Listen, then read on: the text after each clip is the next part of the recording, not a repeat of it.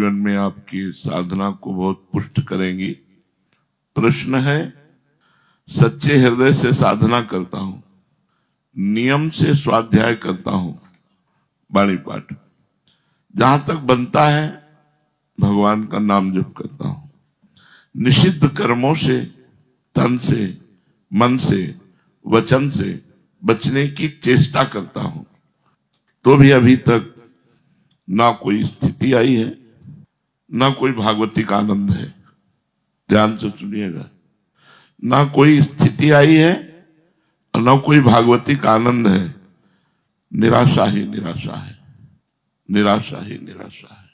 बड़ा मन व्याकुल हो रहा है, कुछ समझ में नहीं आ रहा है, न कोई स्थिति है, अब क्या करूं?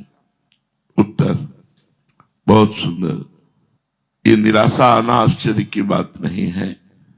साधक के जीवन में बहुत ऐसे अवसर आते हैं जब उससे निराशा घेर लेती है, पर वास्तव में मैं आपको वचन देता हूं कि आप निराश मत होइएगा। बहुत ध्यान से सुना। अर्जुन ने जिस समय भगवान की शरणागति स्वीकार की, शिष्यस्तेहम साधिमाम त्वं प्रपन्नम, उसी समय उनकी विजय हो गई थी।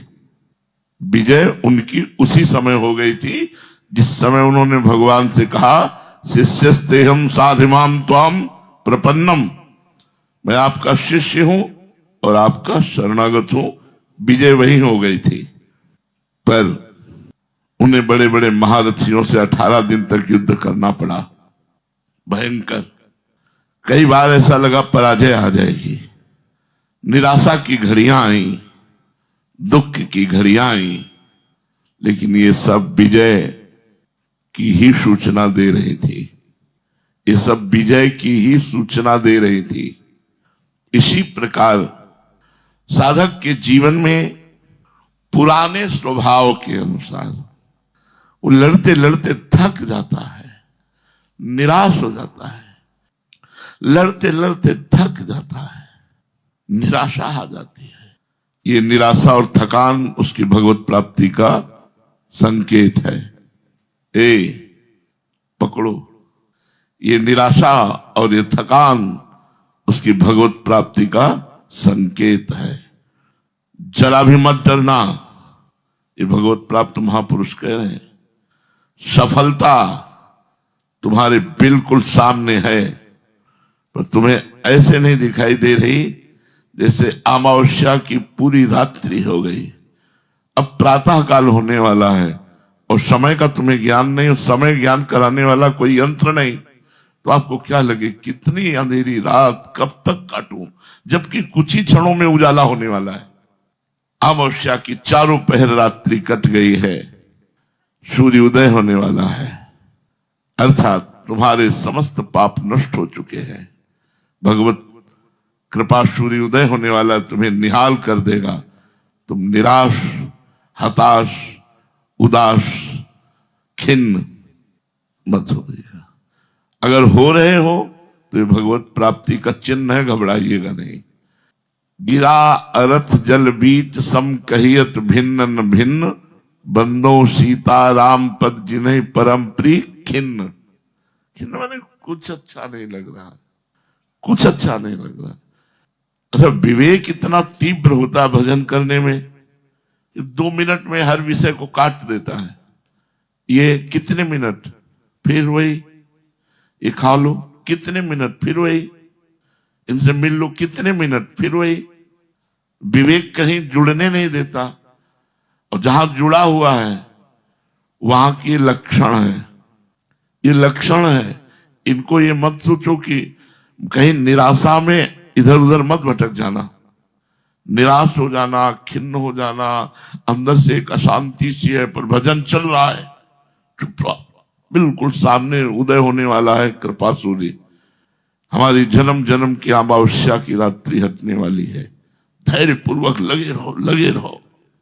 ऐसी भूल मत कर देना जब जिसकी ऐसी स्थिति हो कि चलो अपनी निराशा दूर करने के लिए कोई और, बस गड़बड़ हो जाएगा। कब हो तो थोरो भजन, कब हो तो विशाल मन को धीरज छुटे नहीं, गाहे न दूजी चाल। दूजी चाल न गए लेना, अपनी चाल पे ही रहना, अंधकार मिट जाएगा, प्रकाश ही प्रकाश तुम्हारे जीवन में छा जाएगा। जादू की तरह तुम्हारे जीवन में एक अकस्मातिक घटना घटेगी, तुम्हारा जीवन बदल करके परमहंस हो जाएगा। जादू की तरह घटना घटेगी, बस उस समय का इंतजार करो, एकदम सिस्टम बदल जाएगा। कल तक जो ऐसा था वो आज ऐसा, क्योंकि अंधेरी रात बस खत्म होने वाली है, सुबह होने वाला है। श्रीपाद प्रबोधानंद जी ने कहा, वृंदावन वासी को बाल सूर्य की तरह समझो कि अभी उसका तेज प्रकाशित नहीं हुआ, पर है वो महा तेजवान। जिस समय वो अपने स्वरूप में आएगा तो दोपहर के सूर्य की तरह असहनीय हो जाएगा उसका तेज। ऐसे यहां कह रहे हैं कि साधन में लगे हो, निराशा, विषय विकार, ये वो बड़ी समस्याएं, डिगना नहीं, अपने मार्ग से हटना नहीं। अमावस्या की अंधकार अज्ञान की रात्रि खत्म होने वाली है और ज्ञान रूपी प्रेम रूपी भास्कर जागने वाला है। आनंद ही आनंद में जीवन हो जाएगा। मेरी बात मान लो, तुम्हारा रोम रोम खिल उठेगा, नाच पड़ोगे, अपूर्व आनंद आएगा। बस भगवान की शरण हो जाओ, भगवान का दृढ़ भाव से आश्रय ले लो और सच्चाई से साधना करो।